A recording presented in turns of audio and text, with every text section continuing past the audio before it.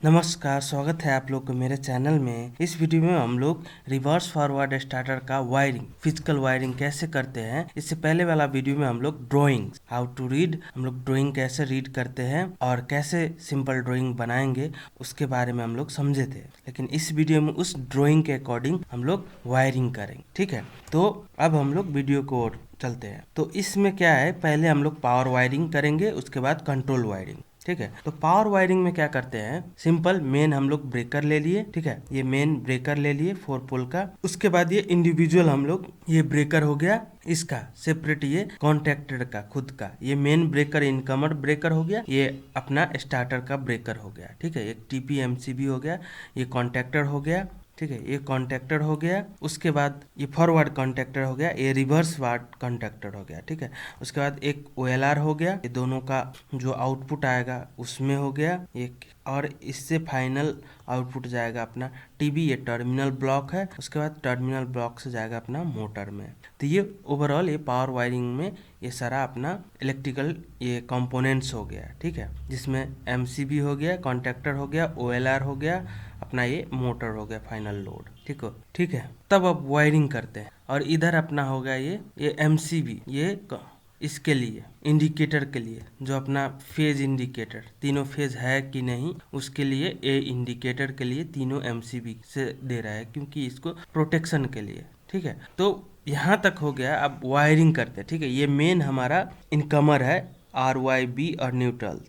अब यहाँ से हम लोग RYB और न्यूट्रल, ये चारों तार यहाँ पे कनेक्ट कर दिए इसका इनपुट में, मेन इनकमर का। और इसका आउटपुट से हम लोग R एक बस बार में कनेक्ट कर दिए, Y भी बस बार में कनेक्ट कर दिए, B भी बस बार में कनेक्ट कर दिए, और ये हो गया ब्लू भी बस बार में। आप यहाँ से बस बार ले लो या केबल ले लो, अब पैनल में है या नहीं बस बार उस डिपेंड, लेकिन ओवरऑल यही है, वायर समझिए या बस बार समझिए, ठीक है। उसके बाद हमारा अब ये TPMCB, इसका कर लेते हैं अब पावर वायरिंग स्टार्टर का। तो सिंपली क्या करेंगे, यहाँ से 3 फेज लेंगे, RYBA इस MCB का इनपुट में कनेक्ट कर देंगे, और इसका आउटपुट हम फॉरवर्ड कॉन्टेक्टर का ये जो L1 L2 L3 align terminal, ये इनपुट टर्मिनल उसमें कनेक्ट कर देंगे। और इसका जो आउटपुट टर्मिनल है T1 T2 T3, उससे हम लोग क्या करेंगे, ये OLR में कनेक्ट कर देंगे, ठीक है। OLR यहाँ पिन वाला होता है, इसके अंदर भी हम लोग इंसर्ट करके टाइट कर सकते हैं। और फाइनली इसका आउटपुट जो है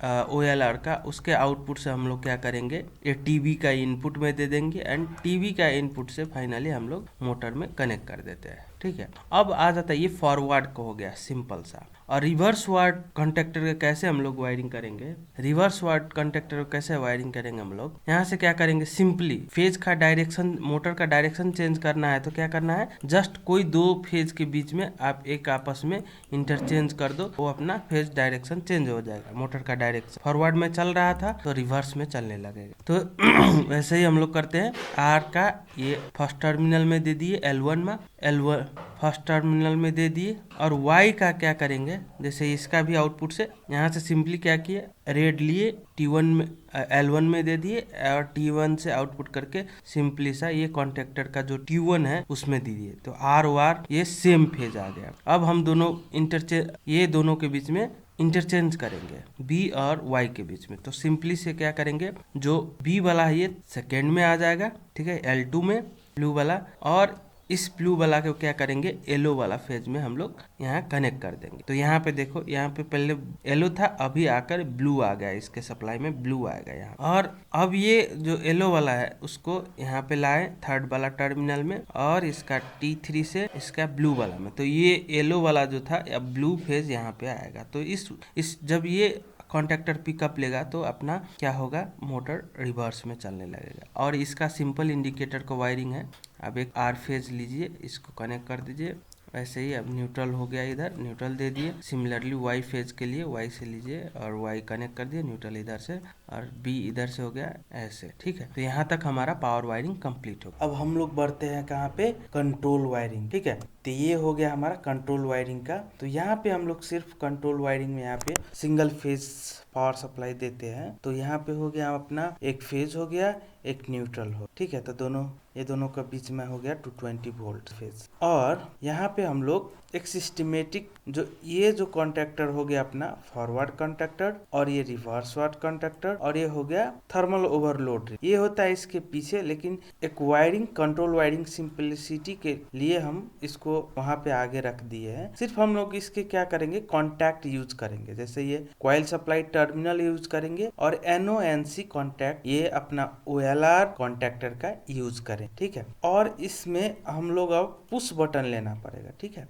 3 पुश बटन लेंगे, ठीक है। यहाँ पे जैसे ये कंट्रोल MCB हो गया, एक इमरजेंसी पुश बटन ले रखे हैं, और ये आपका स्टॉप पुश बटन हो गया। ये फॉरवर्ड पुश बटन, जब मोटर को मुझे फॉरवर्ड में चलाना है तो इसको दबाकर हम लोग फॉरवर्ड में हम लोग चला सकते हैं। और इसको ये वाला हो गया रिवर्स पुश बटन, जब मोटर को डायरेक्शन रिवर्स में चलाना है तो हम लोग इसको प्रेस करके रिवर्स में चला सकते, ठीक है। और अपना हो गया इधर इंडिकेटर सब, जैसे ये ग्रीन हो गया फॉरवर्ड के लिए, जब जैसे फॉरवर्ड में मोटर चलेगा तो ग्रीन वाला जलेगा। इट मीन्स हमारा क्या है, ये जल रहा है तो ये अपना मोटर क्या है, फॉरवर्ड में चल रहा है। वैसे सिमिलरली ये रिवर्स वार्ड के लिए इंडिकेटर है, जैसे ये जलेगा तो क्या पता चलेगा कि हमारा मोटर रिवर्स में चल रहा है। जैसे ट्रिप का इंडिकेशन, इनकेस कुछ मोटर में फॉल्ट आया तो ये OLR के वजह से ये ट्रिप कर देगा, तो इससे ये जलेगा, ठीक है। तो अब हम लोग सिंपली ये ओवरऑल ये अपना डिवाइस हो गया, ठीक है। अब हम लोग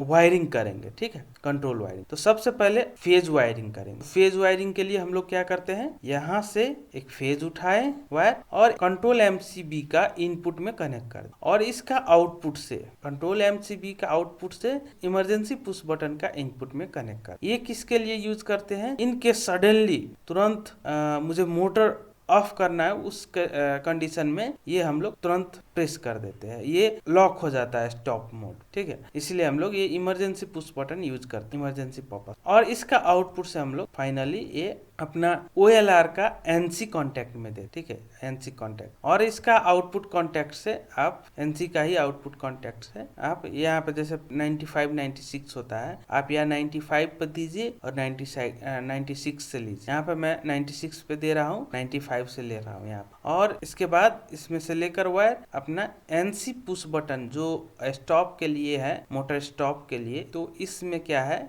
इसका इनपुट में हम लोग कनेक्ट, और इसका आउटपुट से हम लोग फॉरवर्ड पुश बटन का इनपुट में कनेक्ट कर। और इसका इनपुट जो अपना फॉरवर्ड पुश बटन का जो NO पुश बटन है, उसका आउटपुट से हम लोग फाइनली क्या करेंगे, यहाँ इंटरलॉकिंग यूज कर रहे हैं तो इसका NC हम लोग रिवर्स कॉन्टैक्टर का NC कॉन्टैक्ट में कनेक्ट कर देंगे, और उसका NC का आउटपुट से फाइनली हम लोग फॉरवर्ड कॉन्टैक्टर का कॉइल टर्मिनल जो है A1 टर्मिनल, उसमें हम लोग फेज दे दें। तो ये इसका NC कॉन्टैक्ट क्यों यूज किए, क्योंकि मुझे इंटरलॉकिंग करना है। इंटरलॉकिंग करना मीन्स मुझे क्या है कि जब ये फॉरवर्ड में मोटर हम चलाएं, ठीक है, तो रिवर्स वाला ना चले। जितना भी मैं प्रेस करूँ ये पुश बटन, रिवर्स वाला कॉन्टैक्टर पिकअप नहीं होगा, ठीक है। वैसे ही हम लोग यदि ये चला रहे हैं रिवर्स वाला, तो इसमें हम इंटरलॉकिंग कर दिए हैं इसके रिवर्स वाला से, तो क्या होगा कि आप कितना भी कर लो ये फॉरवर्ड वाला नहीं चलेगा। सो ये इंटरलॉकिंग हम लोग एक कर लिए सेफ्टी वाइज, ठीक है, क्योंकि एट ए टाइम दोनों चल गया तो रिवर्स और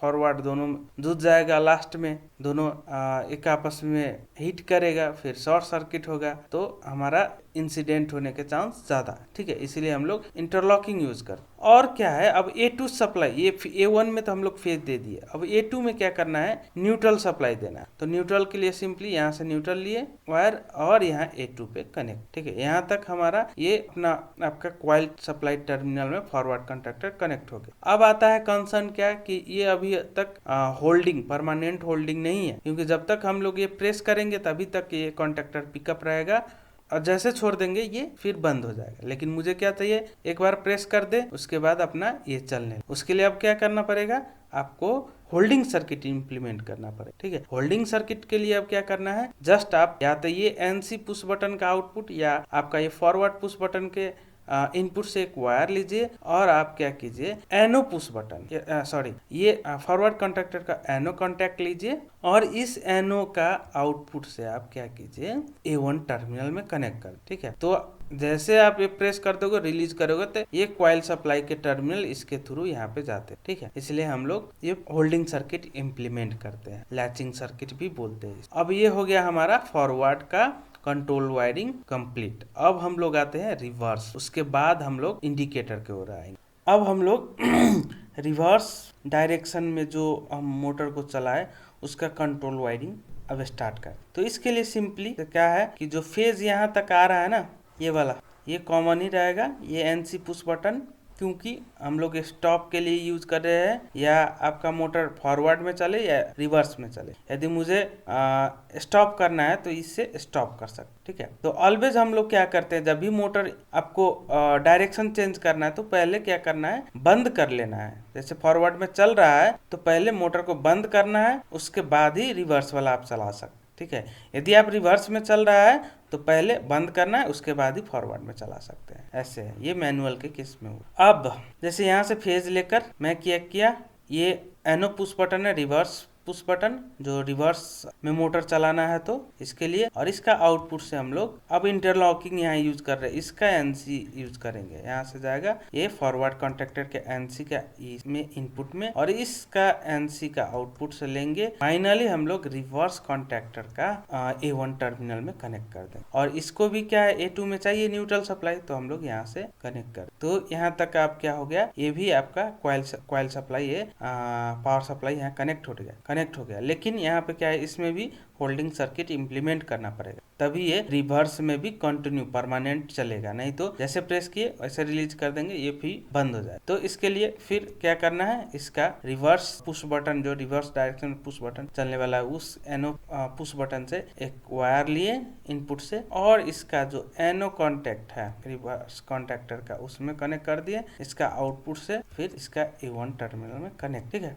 तो आपका यहाँ तकले हो गया फॉरवर्ड और रिवर्स वार्ड दोनों का कंट्रोल वायरिंग, ठीक है। अब हम लोग आ जाते हैं इंडिकेटर। तो इंडिकेटर जनरली हम लोग मॉनिटरिंग पर्पस के लिए, जैसे मैं सपोज मैं ये स्टार्ट किया तो मेरा ये जलना चाहिए, तो ये कब जलेगा, जैसे स्टार्ट किया तो इसका एनो जो एनसी होगा तो यहाँ तक पावर जाएगा। तो हम लोग क्या करेंगे, जो यहाँ पर ऑलरेडी पावर आ रहा है, क्योंकि यहाँ से ऐसे करके एनो पर ऑलरेडी पावर आ रहा है, तो इसका एनो से आउटपुट से मैं क्या करूंगा, एक वायर फेज लेके इसको इनपुट टर्मिनल इधर एक टर्मिनल में कनेक्ट कर देंगे, और दूसरा साइड से न्यूट्रल दे, ठीक है। तो ये हो गया। जब जैसे ये हम पुश करेंगे तो क्या होगा, एनो एनसी बन जाएगा और अपना पावर यहाँ तक पहुंच जाएगा। जैसे यहाँ तो ऑलरेडी है, तो ऐसे करके ये पावर एनो एनसी बन जाएगा, ये ऐसे जाकर ये जलने लगा, ठीक है। वैसे ही हम लोग अब रिवर्स का, तो इसका भी एनो कॉन्टेक्ट से लिए और ये आपका इनपुट इसमें कनेक्ट कर, और यहाँ से न्यूट्रल दे। सिमिलरली ट्रिप का, अब ट्रिप कंडीशन में क्या होता है, जैसे कोई फॉल्ट आया, जैसे यहाँ पर सेटिंग किए हुए रहते हैं, अब HP के अनुसार जैसे मोटर का रेटिंग के अनुसार से, करंट रेटिंग के अनुसार से यहाँ सेटिंग कर सकते हैं करंट का। सपोज 5 एम्पियर का है तो 5 एम्पियर से ज्यादा करंट यदि ड्रॉ कर लिया तो ये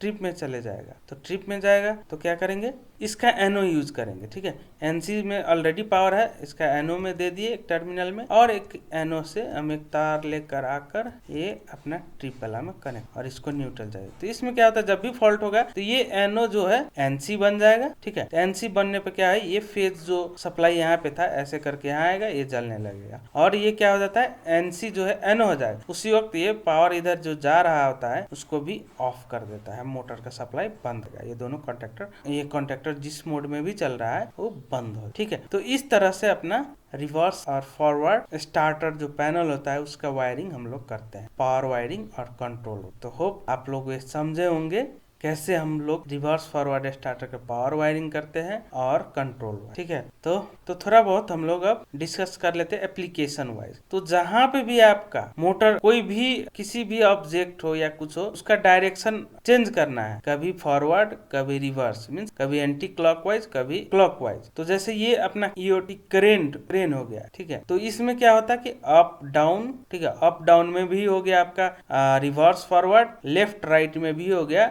आपका आपको ये डायरेक्शन चेंज होगा, तो इसमें भी हम लोग ये रिवर्स फॉरवर्ड का लॉजिक यूज करते हैं। ठीक है, इसमें पंचिंग मशीन सब में भी होता है, लिफ्ट में भी जब आप अप डाउन जो कॉलिंग बटन सब होता है, जैसे अप करना है या डाउन करना है तो मोटर का डायरेक्शन इसमें भी चेंज होता है। इसमें भी वही लॉजिक है। ये अपना ट्रैक हो गया, इसमें भी रिवर्स फॉरवर्ड में। और ये अपना जैसे ये कन्वेयर बेल्ट हो गया है, ऑब्जेक्ट को मूव फॉरवर्ड ऐसे करना है, डायरेक्शन चेंज करना, तो इसमें भी यूज होता है। तो ये सारा अपना एप्लीकेशन हो गया इसका रिवर्स फॉरवर्ड मोटर स्टार्टर का। ये प्रिंस मतलब एप्लीकेशन, इस लॉजिक को यूज करके आप लोग इस एप्लीकेशन को सॉल्व कर। ठीक है, तो thank you for watching this video. हम लोग फिर मिलेंगे नेक्स्ट वीडियो।